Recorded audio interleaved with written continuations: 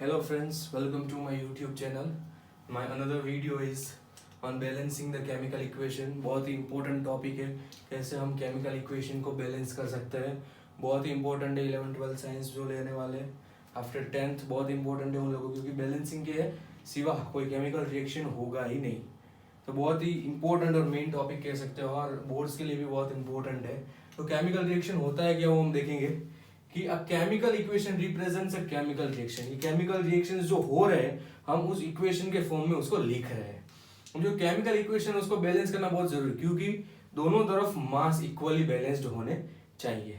तो ये दो हिंट है कि balance atoms having more number, कि जिसमें ज्यादा एटम्स है उसको पहले बैलेंस करो, और हो सके तो हाइड्रोजन ऑक्सीजन को लास्ट में बैलेंस करो, क्योंकि वो इजी रहता है बैलेंस करने पूरा इक्वेशन एट लास्ट.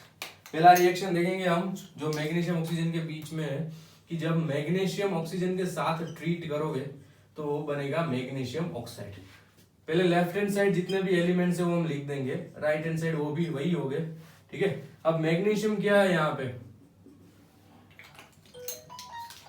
मैग्नीशियम यहाँ पे एक है, यहाँ पे भी मैग्नीशियम एक है, ऑक्सीजन दो है, यहाँ पे ऑक्सीजन एक है. अब क्या होगा कि ऑक्सीजन यहाँ पे दो है, यहाँ पे एक है, तो हम मल्टीप्लाई करेंगे ऑक्सीजन को दो के साथ, तो यहाँ ऑक्सीजन कितने हो जाएंगे 2. अब ऑक्सीजन यहाँ पे दो हो गए तो मैग्नीशियम यहाँ पे कितने हो गए वापिस 2, तो यहाँ पे वापिस 2 से बैलेंस करेंगे. तो अब देखिए दो मैग्नीशियम हो गए, यहाँ पे भी दो मैग्नीशियम, ऑक्सीजन दो, यहाँ पे भी ऑक्सीजन दो हो गए, मतलब पूरा इक्वेशन बैलेंस हो गया हमारा. अब नेक्स्ट रिएक्शन देखेंगे हम कि Fe plus H2O gives Fe3O4 plus H2. क्या होगा इसमें, हम रिएक्शन क्या करेंगे, पहले लिख लेंगे यहाँ पे जो है Fe है, हाइड्रोजन है, ऑक्सीजन है, यहाँ पे भी Fe है, हाइड्रोजन है, ऑक्सीजन है. क्या करेंगे, सबसे पहले हम चाहे ऑक्सीजन बैलेंस कर सकते हो पहले, या फिर Fe. यहाँ पे एक Fe है, यहाँ पे दो हाइड्रोजन है, एक ऑक्सीजन है, यहाँ पे 3 Fe है, 4 ऑक्सीजन है, 2 हाइड्रोजन है. क्या करेंगे, पहले Fe को बैलेंस करेंगे तो मल्टीप्लाई बाय 3 कर देंगे, तो यहाँ पे 3 आ जाएगा. हाइड्रोजन यहाँ पे 2 है, यहाँ पे हाइड्रोजन 4 है, तो क्या करेंगे यहाँ 2 से मल्टीप्लाई कर देंगे, मतलब यहाँ पे 2. अब यहाँ पे ऑक्सीजन कितने हो गए 2, यहाँ पे ऑक्सीजन कितने हैं 4, तो क्या करेंगे हम, ऑक्सीजन यहाँ पे कितने हो गए 2, यहाँ पे 4, मतलब यहाँ मल्टीप्लाई बाय 2 करेंगे, तो क्या हो जाएगा, मल्टीप्लाई बाय 2 करेंगे तो यहाँ पे आ जाएगा 4. ठीक है, तो अब यहाँ पे हाइड्रोजन कितने हो गए 8, यहाँ पे कितने हैं 4, तो क्या करेंगे हम यहाँ पे बैलेंस कर देंगे 4. 3 Fe हो गए, हाइड्रोजन यहाँ पे 8 हो गए, यहाँ पे भी हाइड्रोजन 8 हो गए, ऑक्सीजन 4 है, ऑक्सीजन 4 हो गए. ओके, वापस एक बार समझ लेते हैं, पहले हम ऑक्सीजन को बैलेंस कर लेते हैं. ठीक है, यहाँ पे 4 है, यहाँ पे भी 4 लिख देंगे, हो गया. Fe को बैलेंस कर लेंगे, यहाँ पे भी 3 है, यहाँ पे हमने 3 लिख दिया. अब बचा क्या हाइड्रोजन, यहाँ पे 4 है तो 4 2 8 है, यहाँ पे टोटल हाइड्रोजन हो गई, यहाँ पे 2 ही था तो 4 से हमने मल्टीप्लाई कर दिया. ठीक है, नेक्स्ट रिएक्शन देखते हैं. K2CrO4 plus BaNO3 twice gives KNO3 plus BaCrO4 barium chromate. होगा क्या इस रिएक्शन में, पहले तो लिख लो कितने कितने एलिमेंट्स हैं, क्रोमियम, ऑक्सीजन, बेरियम, नाइट्रोजन. जो होगा वहां पे वही भी यहाँ सेम ही होगा. ठीक है, अब पोटेशियम कितना है, यहाँ पे 2, यहाँ पे पोटेशियम 1 है, यहाँ पे लिख लेते हैं क्रोमियम 1 है, ऑक्सीजन यहाँ पे देखो, ये ऑक्सीजन इससे मल्टीप्लाई करेगा, ये नाइट्रोजन भी इससे मल्टीप्लाई करेगा. ऑक्सीजन के 3 तो है, 2 बार, मतलब 3 2 6, 6 और 4 टोटल हो गया 10. बेरियम 1 है, नाइट्रोजन कितने हैं सिर्फ 2, यहाँ पे क्रोमियम कितना है 1, ऑक्सीजन कितना है यहाँ पे 7, बेरियम कितना है यहाँ पे 1, नाइट्रोजन कितना है यहाँ पे 1. अब नाइट्रोजन बैलेंस कर लेते हैं. चलो, नाइट्रोजन यहाँ पे 2 है, यहाँ पे 1 ही है, मतलब मल्टीप्लाई बाय 2, तो यहाँ पे 2 कर दूंगा. ठीक है, अब देखेंगे पोटेशियम 2, यहाँ पे भी 2 हो गए, हो गए यहाँ पे भी 2, क्रोमियम 1 क्रोमियम 1, बेरियम 1 बेरियम 1। अब ऑक्सीजन कितने होने चाहिए 4, तो 3 2 6, मतलब टोटल कितने हो गए ऑक्सीजन यहाँ पे 10, यहाँ पे भी 10 है, मतलब टोटल इक्वेशन बैलेंस हो गया। देखिए टोटल इक्वेशन बैलेंस हमारा हो गया है यहाँ पे। अब हम आगे जाएंगे, वापस एक बार आपको ये रिएक्शन में करवा दूंगा, कैसे होगा ये रिएक्शन वापस देख लीजिए। पोटेशियम 2 है, यहाँ पे भी 2 लिख दिया हमने, क्रोमियम 1 है क्रोमियम 1 है, बेरियम 1 है बेरियम 1 है, नाइट्रोजन यहाँ पे 2 है, यहाँ पे भी 2 हो गए, ऑक्सीजन यहाँ पे टोटल 6 प्लस 4 यहाँ पे 10 हो गए, यहाँ पे 4 और 6 यहाँ पे टोटल 10 ऑक्सीजन हो गए। ठीक है, अब बात करते हैं आगे। अब हम इस तरह से लिखेंगे नहीं, क्योंकि हमें इक्वेशन बहुत ही जल्दी अपने एग्जाम पेपर्स में और बहुत ही जल्दी हमें इक्वेशन बैलेंस करने होते हैं, इस तरह से बहुत टाइम लगता है। ये तो सिर्फ अंडरस्टैंडिंग पर्पस व्यू है, डायरेक्ट कैसे बैलेंस करते हैं देखते हैं। यहाँ पे कार्बन 1 है, ठीक है, यहाँ पे भी एक कार्बन है, हाइड्रोजन यहाँ पे 4 है, यहाँ पे 2 है, तो क्या करेंगे इसको 2 से मल्टीप्लाई करेंगे। अब देखिए ऑक्सीजन यहाँ पे 2 है, यहाँ पे भी 2 ऑक्सीजन है, ठीक है, मतलब 4 हुए, यहाँ पे 2 ही है, तो इसको हम 2 से मल्टीप्लाई कर देंगे, बैलेंस हो गया। अब यहाँ पे देखिए, यहाँ पे एक बेरियम है, यहाँ पे भी एक बेरियम है, यहाँ पे देखिए एल्यूमिनियम कितने हैं 2, यहाँ पे 1, मतलब हम यहाँ पे 2 से मल्टीप्लाई करेंगे। सल्फर 1 सल्फर 1, ऑक्सीजन कितने यहाँ पे 6, यहाँ 12, यहाँ पे 4 3 12 और 2 यहाँ, सॉरी यहाँ पे तो ऑक्सीजन नहीं है, सिर्फ 12 ऑक्सीजन है यहाँ पे, मतलब यहाँ पे 4 है, मतलब क्या करना पड़ेगा इसको 3 से मल्टीप्लाई करना पड़ेगा, तो यहाँ पे भी 3 लगाना पड़ेगा। अब क्लोरीन देखते हैं, क्लोरीन कितने यहाँ पे 6 क्लोरीन है, देखिए 3 2 6 और यहाँ पे भी 6 क्लोरीन है। सल्फर यहाँ पे 3, यहाँ पे सल्फर 3, मतलब बैलेंस्ड हो गया पूरा रिएक्शन।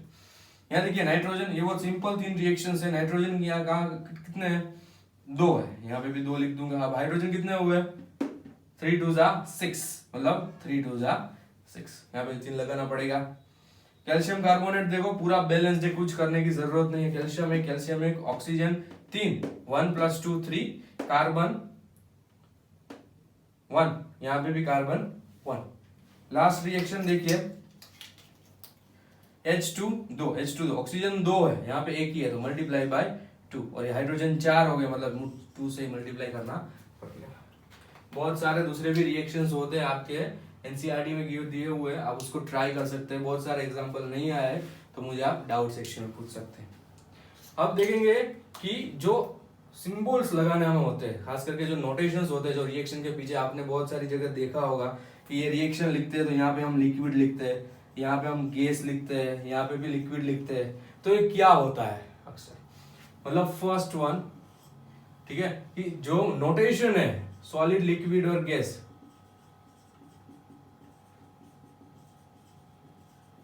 वो देना बहुत जरूरी होता है, क्योंकि हमें पता नहीं होता कि हम क्या कर रहे हैं। अगर मैं ऐसे ही लिख दूं H2O, H2O, इसका क्या मतलब, दोनों वाटर ही है। अगर मैं स्पेसिफाइड लिखूं कि ये सॉलिड में से लिक्विड में कन्वर्ट हो रहा है तो मुझे पता चलेगा। सो नोटेशन कोई भी रिएक्शन है बहुत इंपॉर्टेंट है। यहाँ पे भी देख सकते हैं कि नाइट्रोजन ये गैस में होता है, हाइड्रोजन भी गैस, जो प्रोडक्ट मिलती है वो भी हमें गैस में मिलती है। सो इस तरह के नोटेशन बहुत इंपॉर्टेंट रहते हैं। अब आपको आएगा एक एक्वस सॉल्यूशन, आपको वर्ड सुने देखा होगा एक्वस सॉल्यूशन, बहुत सारी बुक्स में दिया है एक्वस सॉल्यूशन क्या होता है। कभी कभी देखो ऐसा भी लिखा होता है, अगर मैं कोई स्पेशल रिएक्शन की बात करूं NaCl प्लस HCl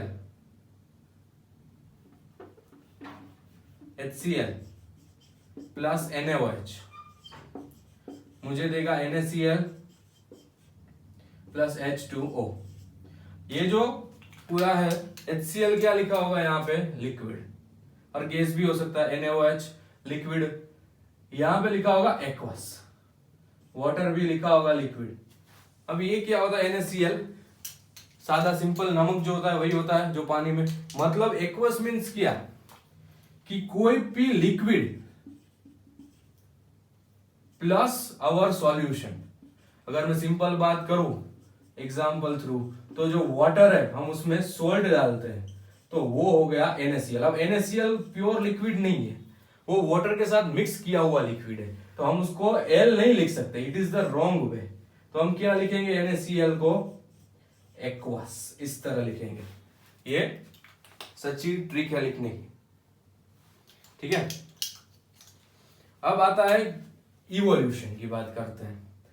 ओके, आपने बहुत सारी जगह देखा होगा, थर्ड पॉइंट, कि बहुत सारे मेंशंस होते हैं। टेम्परेचर का जो मेंशन होता है उसको हम ऐसे मेंशन करते हैं। कोई कैटालिस्ट होता है तो उसको हम मेंशन करते हैं, जो भी हम एलिमेंट यूज करते हैं, एग्जाम्पल Fe, ठीक है, उसको हम मेंशन करते हैं। फिर जाके हम मेंशन करते हैं प्रेशर को हम ATM में मेजर करते हैं। एक सिंपल सा एग्जांपल लूं जिसमें सब कुछ आ जाएगा, ये सब N2 प्लस 3H2, और ये सब अबाव एरो लिखे जाते हैं, अबाव एरो, ये एरो है मेरा, ठीक है। मुझे प्रोडक्ट मिल रहा है 2NH3, इसमें क्या होता है, Fe होता है एज अ कैटालिस्ट क्या है वो कभी हम नेक्स्ट लेक्चर में पढ़ेंगे बाद में। कैटालिस्ट Fe होता है, ठीक है। अब इसमें 200 to 300 बार प्रेशर होता है, और you can say ATM, pressure का यूनिट ATM जो होता है वहां पे, ठीक है। और ऐसा हीट का सिंबल होता है। इसका मतलब क्या हुआ, हीट का मतलब क्या हुआ कि उसको हम टेम्परेचर प्रोवाइड कर रहे हैं, हम उसको डायरेक्टली हीट प्रोवाइड कर रहे हैं। उसको टेम्परेचर केमिकल की लैंग्वेज में नहीं लिखते हम, जस्ट सिंबल से मेंशन करते हैं, जो मैंने लिखा है, यस, ऐसा ट्राइंगल शेप्ड हीट सिंबल होता है। अब फोर्थ वन जाते हैं हम, कि अगर कोई गैस इवोल्व हो रहा है, गैस कोई इवोल्व हो रहा है, तो हम उसको ऐसे मेंशन करते हैं, ऐसे अबव एरा। अगर कोई प्रेसिपिटेशन मिल रहा है, मतलब हमारे किसी में प्रोडक्ट में प्रेसिपिटेट्स आ रहे हैं, ठीक है, तो हम उसको डाउन एरो से मेंशन करते हैं। एक एग्जांपल लेते हैं, यहीं पे एग्जांपल ले लेते हैं हम। ये कैल्शियम कार्बोनेट है, ये सॉलिड फॉर्म में होगा, ये भी सॉलिड में होगा, लेकिन ये होगा गैस में, और इसको ऐसे एरो, क्योंकि CO2 किसी भी फॉर्म में रहता नहीं है, वो तुरंत ही निकल जाता है, इवोल्व हो जाता है, ठीक है। तो CO2 को इस तरह से लिखा जाता है कोई भी रिएक्शन में। तो अगर हम गैस इवोल्व की बात करें तो calcium carbonate CaO plus CO2 इस तरह लिखा जाता है किसी भी रिएक्शन में, ठीक है। तो अगर हम टेम्परेचर की बात करें तो यहाँ पे हीट दिया हुआ है, ठीक है। और अगर हम प्रेसिपिटेशन की बात करें तो एक रिएक्शन जो मैंने प्रीवियस लेक्चर में पढ़ाया था, कि जो लेड नाइट्रेट है उसको हम Ki से डील करते हैं तो लेड आयोडाइड बनता है, और जो ये लेड आयोडाइड होता है उसमें प्रेसिपिटेट्स आते हैं, तो इसको इस तरह के सिंबल से रिप्रेजेंट करते हैं। लेड आयोडाइड के जो प्रेसिपिटेट्स बनते हैं उसको डाउन, मतलब इसका मतलब है कि हमें लेड आयोडाइड के प्रेसिपिटेट्स मिले हैं, तो इस तरह से मेंशन किया जा सकता है। पूरे के पूरे नोटेशंस को हम अगर मैं इस रिएक्शन के थ्रू कहना चाहूं, ठीक है, तो कैल्शियम कार्बोनेट सॉलिड होता है, जो हमने मेंशन किया सॉलिड लिक्विड गैस, उसमें हम कोई भी कैटालिस्ट ऐड करते हैं हीट जैसा, कैल्शियम ऑक्साइड उसमें बनता है, और कार्बन डाइऑक्साइड इवोल्व होता है, वो हम इस सिंबल से मेंशन करते हैं। यहाँ पे हाइड्रोजन भी इवोल्व हो जाएगा, तो इस सिंबल से हम मेंशन कर सकते हैं। अगर कोई प्रेसिपिटेशन होता है, किसी में प्रोडक्ट बनती है, तो हम इस सिंबल पे रिएक्शन होता है। तो this is the balancing of equation and some of the notations which is important, ठीक है। अगले वीडियो में हम देखेंगे कि कौन कौन से टाइप्स होते हैं रिएक्शन से, कैसे डील करते हैं उस रिएक्शन के टाइप्स को। इंपॉर्टेंट पोर्शन है वो भी थोड़ा सा बहुत, ठीक है। अगर वीडियो पसंद आया हो तो like share subscribe, don't forget to press the bell icon, and जितना हो सके उतना शेयर कीजिए। बहुत इंपॉर्टेंट टॉपिक पढ़ा रहा हूँ मैं अभी, आगे भी वीडियोस आएंगे बहुत सारे। Thank you so much. और अगर आपने मेरा पहला वीडियो बेसिक का नहीं देखा है तो आप मेरे चैनल पे जाके देख सकते हैं। Thank you so much.